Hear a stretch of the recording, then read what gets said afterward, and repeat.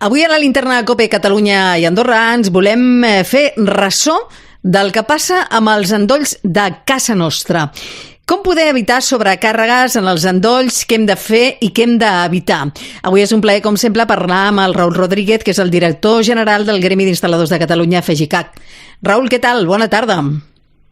Molt bona tarda i gràcies per convidar-nos. Gràcies a vosaltres perquè sempre esteu aquí cada cop que us demanem respostes a moltes preguntes que es fa molta gent, no? I que a vegades amb el tema dels endolls no tenim gaire cura de com s'instal·la, què s'ha de fer i què no s'ha de fer, no, Raül?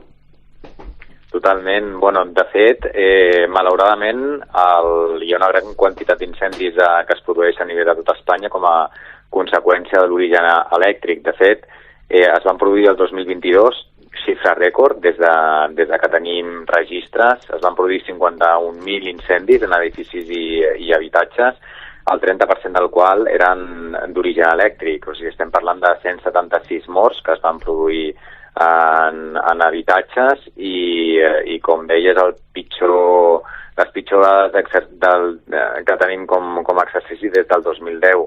Llavors hem de ser molt conscients del que tenim a casa nostra, no? Tenim unes instal·lacions elèctriques i en ocasions instal·lacions de gas, no? I cal tenir totes aquestes instal·lacions ben mantingudes i revisades. Cada quan s'hauria de revisar una instal·lació elèctrica? L'altre dia parlàvem de les ITs dels edificis, d'aquesta ITV dels edificis. Cada quan seria ideal fer revisió, en aquest cas, de la instal·lació elèctrica? Nosaltres recomanem que en habitatges, com a mínim sigui una vegada cada 10 anys. I en locals, ja sigui de pública concurrència o de diferents negocis, que sigui cada 5 anys. Ara, si portem molt de temps sense haver fet una revisió o una inspecció de la instal·lació elèctrica, doncs és un tema fonamental per garantir que tots els dispositius de seguretat funcionen correctament. Com bé deia, al final, no ser conscient de quin és l'estat de la nostra instal·lació elèctrica és com portar un cotxe sense saber si tenim els frens que ens funcionen correctament. No és un perill, ja no només per la persona que viu a l'habitatge, sinó també per tot l'edifici. Malauradament, hem tingut que viure accidents fa relativament poc, no? Que ens ha fet un bon cop d'efecte i d'alguna forma doncs, això ens ha d'ajudar a corregir-ho. Raül, a vegades hi ha molta gent que, amb bona intenció, imagino, vol fer de l'electricista i posar un endoll, canviar-ho, etc. Primer, això hauria de fer un professional, perquè estem parlant de llum, i per això hi ha gent que ha estudiat, perquè això s'ha de fer de manera correcta, i després també, on comprem els endolls o allò que posem a la nostra llar relacionat amb el tema elèctric, no? No tot val. Absolutament. O sigui, el primer que s'ha de fer sempre és comptar amb una empresa instal·ladora habilitada. Si a més pot estar agremiada amb alguna associació, doncs encara millor que millor, no? Però ja no és tema dels allargadors, no? Que nosaltres utilitzem per les preses de corrent, sinó que hi ha un element fonamental, que és la mare, diguéssim, el servei de la instal·lació elèctrica, per dir-ho d'alguna forma, que és el quadre elèctric. El quadre elèctric està dotat de diferencials i de magnetotèrmics, que són els dispositius de seguretat. Els diferencials són els elements que protegeixen en cas de contactes directes o indirectes, és a dir, quan es produeix alguna fuita d'electricitat, de corrent, ja sigui a través d'un electrodomèstic o ja sigui perquè es fa un contacte directe amb un cablejat. I per altra banda estan els magnetotèrmics, no? Que són l'interruptor general o els petits interruptors que protegeixen la instal·lació elèctrica de curtcircuits i sobrecàrregues.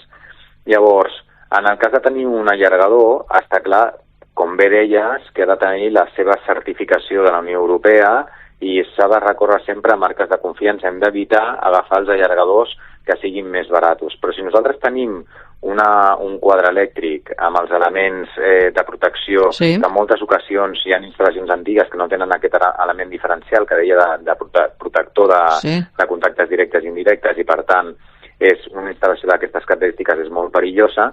Si nosaltres tenim el quadre ben protegit, en cas que hi hagi algun accident o alguna sobrecàrrega amb un allargador o amb algun endoll, sempre aquests dispositius saltaran. I per tant, tindrem una instal·lació protegida. Què és el que passa?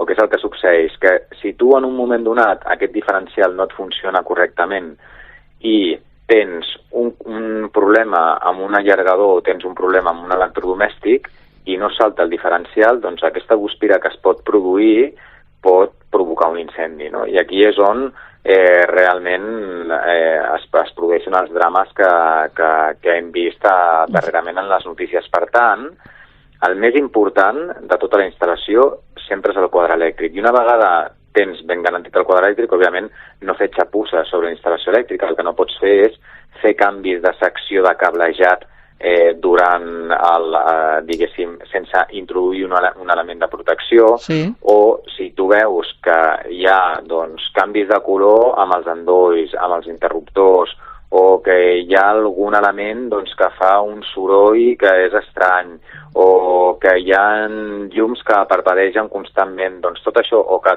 toques un electrodomèstic i et passa la corrent, no? Doncs tot això són signes molt clars de que la instal·lació no està funcionant correctament. I per tant, cal que un instal·lador habilitat professional intervingui de forma urgent. Amb això de les regletes, que jo li dic regletes, allò que hi ha com 4 endolls i que endolles només a la paret i pots posar diverses coses, no tenim mai en compte que aquestes regletes, a banda de que han d'estar autoritzades, a saber la potència que poden suportar, no? Perquè a vegades li posem allà 6 endolls sense saber si aquella regleta està preparada per tanta potència i, clar, també les comprem que no tenen un sistema d'alarma que quan dius, això està sobrecarregat, posi la llum vermella o la llum verda, no? Clar, a veure, el sistema d'alarma és el diferencial.